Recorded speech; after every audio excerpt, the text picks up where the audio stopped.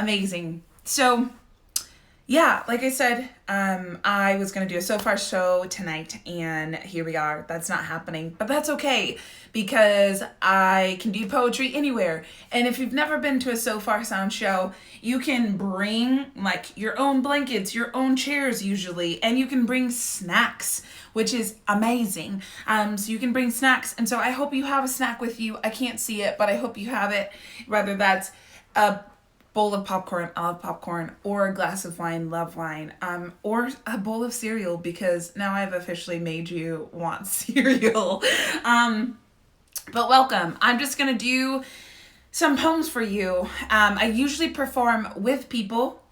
This is with people here, and they're usually musicians, and so I actually reached out to a few of them, and then some of them I already have stuff from them, so I'm just going to use that. Some music in the background, just because like that helps me. That really sets the tone. I almost said the poem. It really sets the tone for what I like to do. And yeah, so welcome. If you're just now joining, I'm gonna dive right in. When I was a little girl, my mom used to tell me that whenever someone would tell me I was black, I would scream that I was pink instead.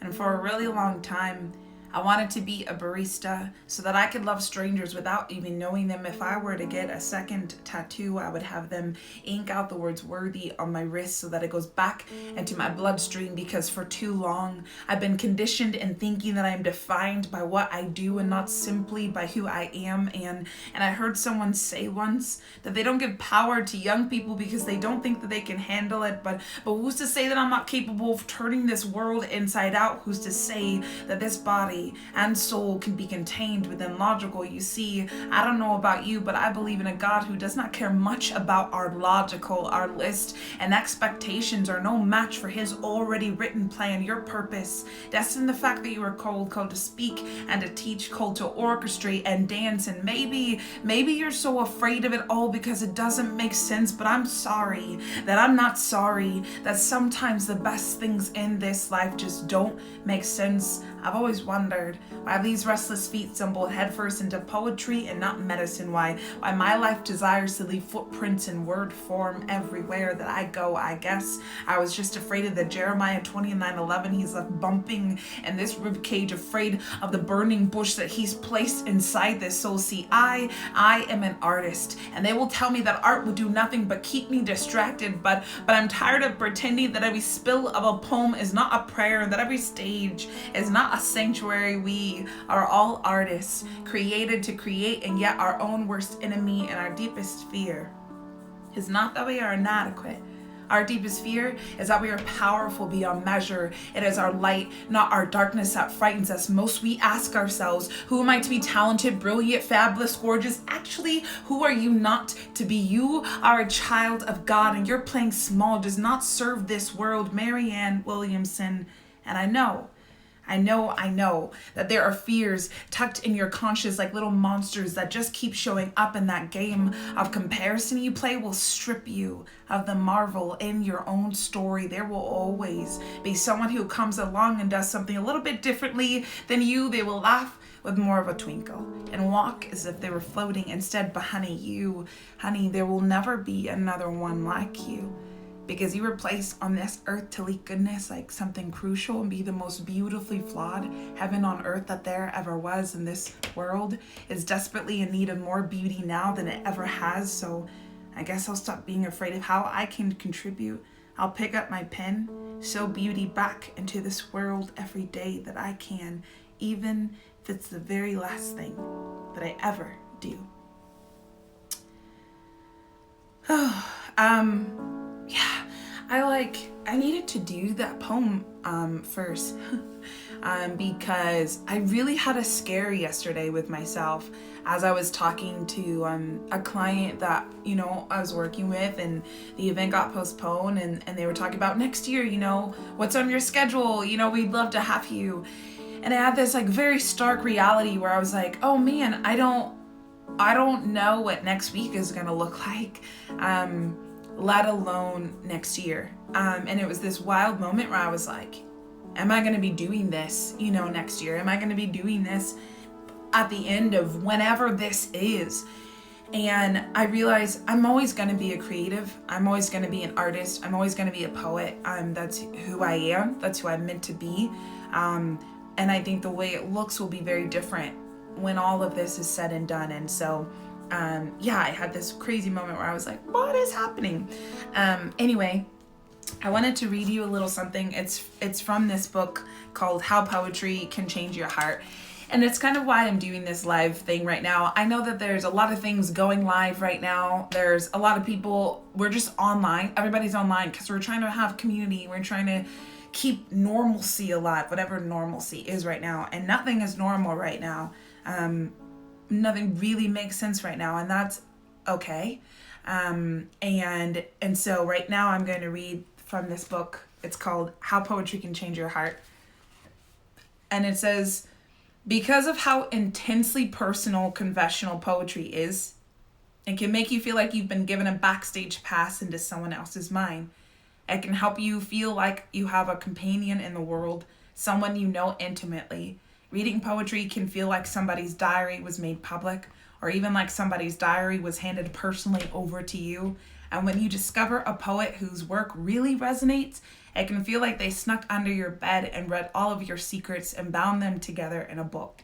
Have you ever been somewhere beautiful without a camera or a friend and wish someone were there to share it with? That's how many poems are born. A person catches something so gorgeous and documents it as if to say, hey, you, yes, you, look at all that gold. Sometimes just that loneliness resonates in the same part of the brain as the physical pain. Feeling lonely, more so being alone, has been medically linked to poor health and heart disease, actual broken hearts. If poetry makes us feel less lonely, then it also reduces our pain and it increases our happiness. Poetry is deeply discounted therapy, a natural antidepressant, and it could maybe even add years to your life. I just really like that quote. I had a dream the other day that I had a show and I woke up so sad because I miss this. I miss this interaction right here. So that's why I'm doing this. If you're welcome back, if you are just now joining, hello. If you so care to post your favorite cereal and what kind of milk you drink it with. Anyway, I'm going to continue because I was in a flow. Okay, so this next poem is kind of fitting because I wrote it after John and I's first date. And it was a year where so many amazing things were happening in my life. And I was like, what is going on? What are these opportunities that I've been given and why do I have them? And I really had to come to terms with those parts of my story and those parts of what was happening in my life was not just something that was happening to me on accident, but something that was happening to me on purpose and something that was very specific for my story, whether that was professionally, whether that was professionally or personally. And so this is glorious. I've grown familiar with the feeling of holding out my hands, with both the expectation and the grief that I will pull them away empty, of making a catastrophe in every moment, that instead of shooting stars, atomic bombs will come crashing in their place, so afraid that a solar eclipse only ever means darkness, and not realize that the light always comes first. See, I have this bad habit of believing that all good things that happen to me are not actually for me, that they dodged the person they were meant for and wound up in my lap by happenstance. I once attended a retreat where they asked us if the glass was half empty or half full. I said both, but it doesn't matter because it's not my glass to begin with. She said, okay, so what does that mean? You need to learn to accept. I said, I guess that means I need to believe that I am deserving of glorious opportunities. I am deserving of glorious opportunities. She said, now say it with your hands out like you're receiving. I am deserving of glorious opportunities. I stood there With my hands outstretched and tears falling down my face, I am strangely aware of the fact that I am both human and grace-filled, that the mediocrity of my humanity often shadows the still hint of sparkle in my dust, so afraid that the solar eclipse only ever means darkness, and not realize that the light always comes first. See, I want to take glorious opportunities in this world, watch them bounce off my palms like raindrops, find them marvelous even when they disappear, because it doesn't matter for how long. At one point in time they were mine, and they were glorious. This music that's playing right now is by my friend Manny. He is an amazing electric guitarist, and we do a lot of shows together, and I wanted to encapsulate people who I've worked with. The next artist that I'm going to play a few pieces by is my friend Paul, aka Fictitious Professor. And yeah, so there's magic in your bones. There's magic in your eyes. There's magic swimming all around in your mind. There's magic in you. There's magic in me. There's magic in us. If only we believe. I am 1/3 poet, I am 2/4 perfectionist, I am imperfect, chaotic, frazzled, and indecisive. I can be moody and negative, self-deprecating and hypocritical. I advocate for the beauty and importance of everyone else, and I sometimes deny my own. I am often thinking that I won't measure up, I won't achieve any other level of success. Most days I feel like a fraud, like people will look behind my curtain and find a mess of a woman, and they will not love me like still. I love like still, like ocean, always coming back to shore, simply hoping to be loved in return. I am in love for the first time in my life, and it is terrifying and beautiful all at once. I am becoming, slowly unwinding into who I've always been meant to be. It's like meeting a distant and yet long for piece of you that has always reminded you of home. I am home to one too many emotions, to fantasies and dreams that seem as realistic as fairy dust. I sometimes still believe in magic. Hope that it is tucked in the wings of a butterfly, or maybe in the dimple of a really chunky baby, and the colors of a sunset, or the way that he looks at me. And they may call me something like foolish, 28 years old and still believing in magic. But what if the thing we're most afraid of is not that it doesn't exist, but that it's lived inside of us all this time, and we called it foolish? Well then, call me foolish, because I could see it swimming in my veins, and every time I take a breath, magic tucked on the tip of my tongue. It is no wonder why these words are sometimes the most necessary healing I've come to know. So call us foolish, because I could see it swimming in your veins, and every time you take a breath, magic tucked into your very existence, so much so that your breath is a miracle, and you are a miracle. There's magic in your bones. There's magic in your eyes. There's magic swimming all around in your mind. There's magic in you. There's magic in me. There's magic in us. If only we believe.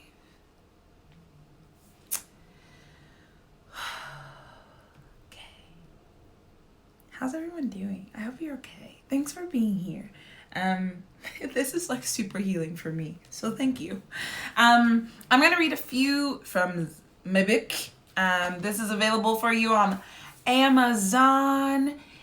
If you would like to go get it, you should. It's called Write Bloody, Spill Pretty. I will link it after this. So if you like any of these poems, you can read along. So this one, again, is super appropriate because, again, I just was talking earlier of just how I have just been like, what does it mean to be a creative right now? and what does it mean to be an artist right now, and why am I doing this? And for the record, I say this a lot, but like, I didn't intend to do this. I didn't intend to be a poet for a living. I didn't intend to be a creative for a living. This is definitely what I say, my God-given life. It was something that I was set up for, if you will. And so the poem I introed with, Created to Create, was like my first coming to terms with, this is not just what I do, this is who I am. And then this poem that I wrote was another layer of that, but also trusting God in the process of it all. It's been a year, it's been 5 years since walking across that stage, grabbing my non-diploma with a smile as big as if I knew what completion was.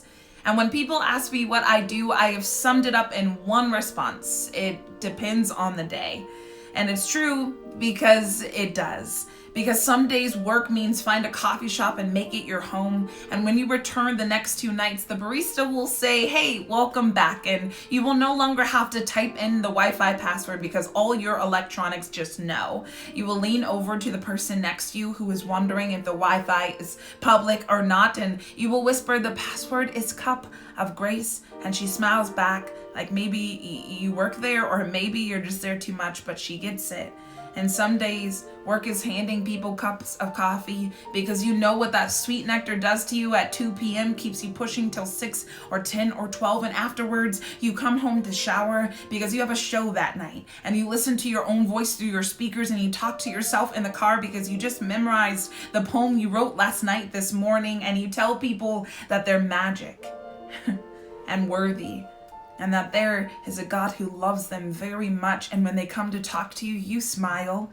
You say thank you over and over. You give them the bookmark with your face on it and tell them to keep in contact, and they do. And now you are personality, brand, and business, and the product. And one time I had someone ask me what classes I took to get where I am today. I laughed.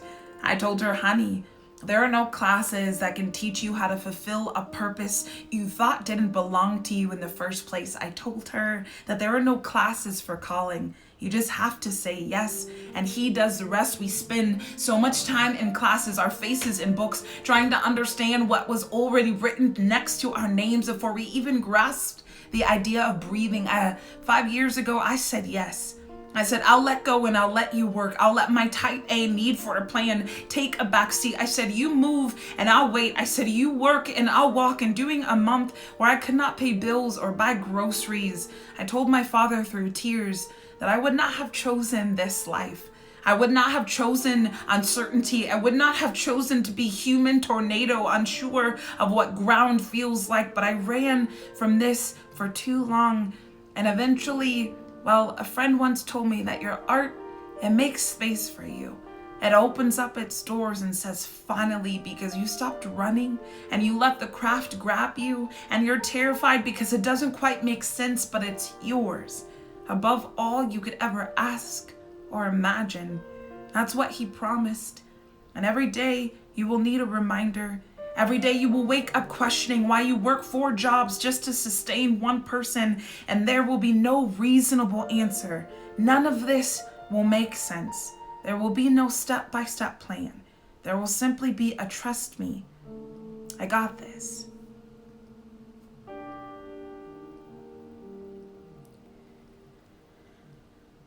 I didn't realize how fitting the last part of that poem was for right now. Because every day I think we're waking up questioning, like, what's happening? What's going on? How do we make sense of this? And we can't.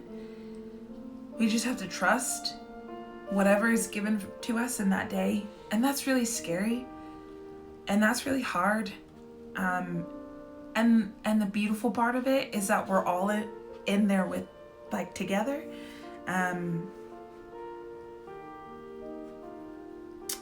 When God calls you to the edge of unfamiliar shores, take in salt, take in sea, take in peace, and just breathe. Watch the waves and know that they are no bigger than their creator.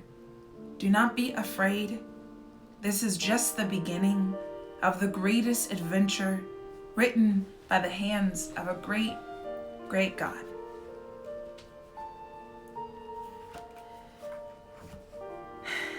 I know I can't see you do this, but if you could just take a deep breath for me, just like a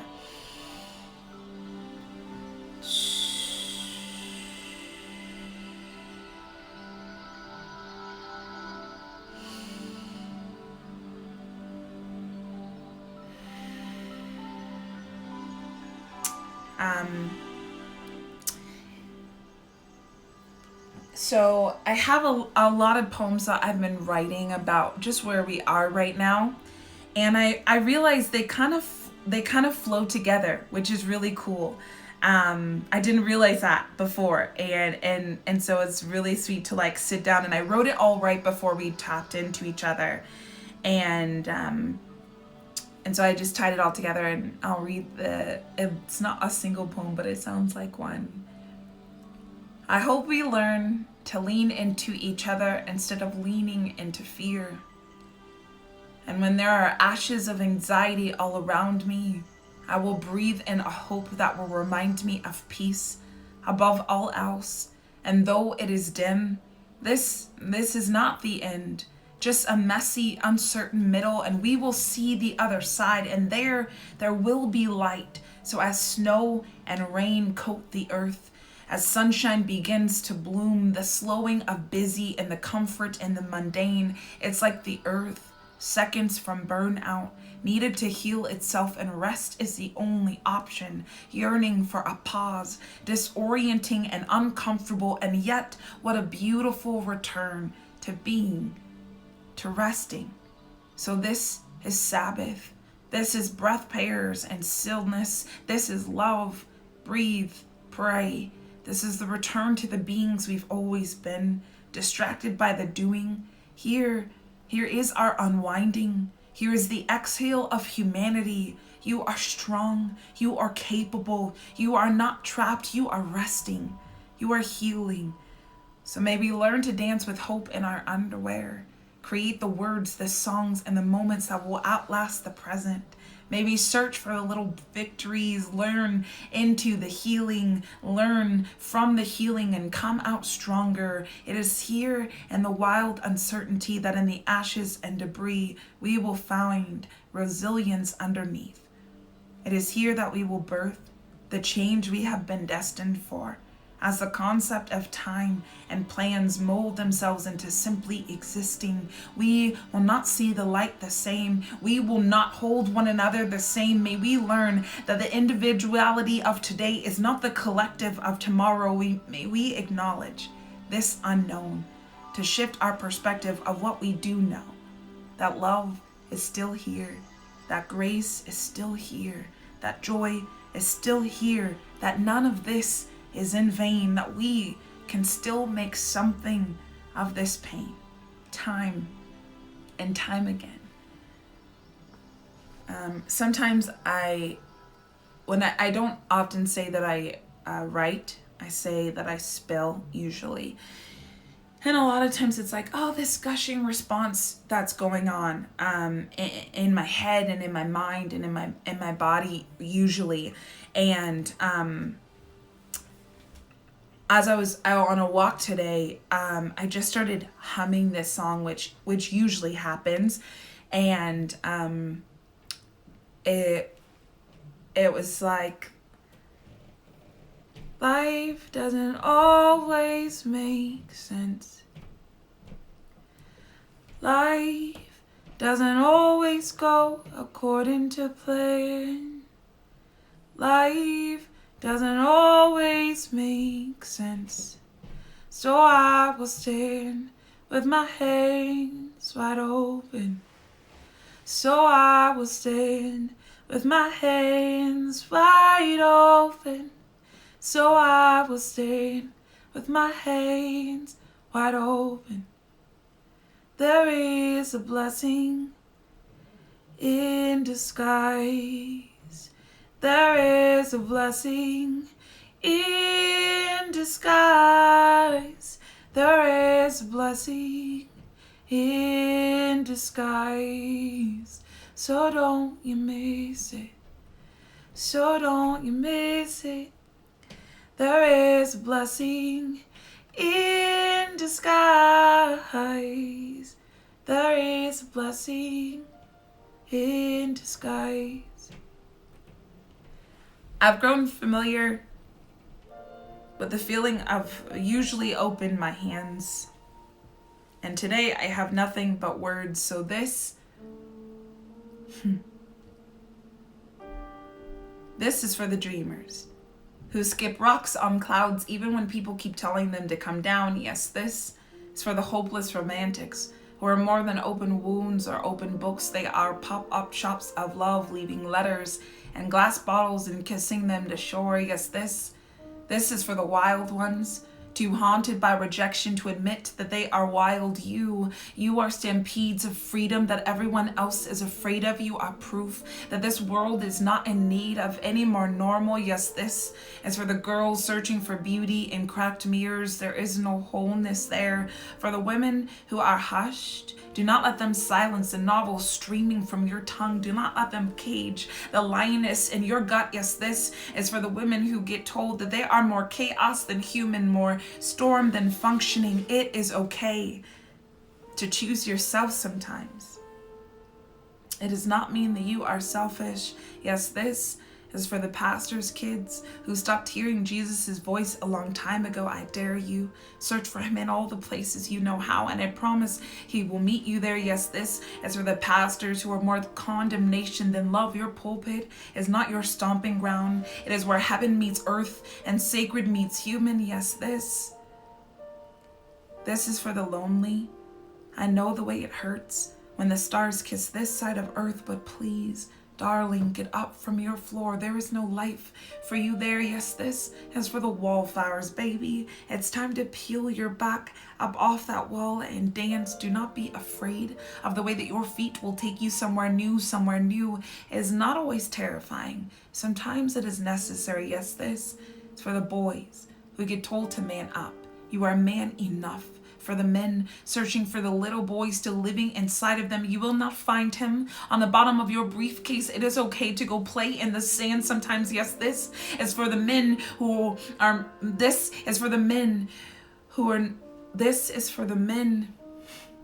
not known as half marathon runner. You have held baby in the palm of your hand. You are the definition of stay. Yes, but this is for the women who are not yet in awe of the way that their being carries life. You are wonder and warrior. For the fathers who are not known as half dad and half marathon runner. You have held baby in the palm of your hand. You are the definition of stay. Yes, this is for the teachers who are wondering why their heartbeat for change lessened with their paychecks. I heard a poet say once that sometimes they will hand you work boots in exchange for your dreams. You tell them instead. Stop giving directions to places you've never been. Teach those kids that there's power in the ink of their pen. Yes, this is for the tutus and the Superman capes that we've buried. For the words that we have not yet bloomed. For the people who are only a smile away from being family. For the people who have not heard our dimple when we tell them I love you. And this is for time. The way it ebbs and flows around us, daring us to blink, slipping through our fingers like sand. This is for the way the wave always comes back and the storm always calms. But this is for you. Your letter in a glass bottle on your shore. Open it. I hope you read in big, bold letters. You are enough. Yes, this, my friends, this is for you, and you are more than enough. Thank you for being here. Thank you for tuning in. Man, it's such a weird space that we're living in right now, but also such a beautiful one that we can still do something like this. And so, as weird as it sounds, I definitely feel you here with me, which is why I started to get a little choked up at the end of that. yeah, thank you for being part of the reason why I do what I do. Thank you for existing here. Thank you for showing up. Thank you for breathing with me. Thank you for listening to me. I'm super appreciative of every single one of you. Thanks for being here.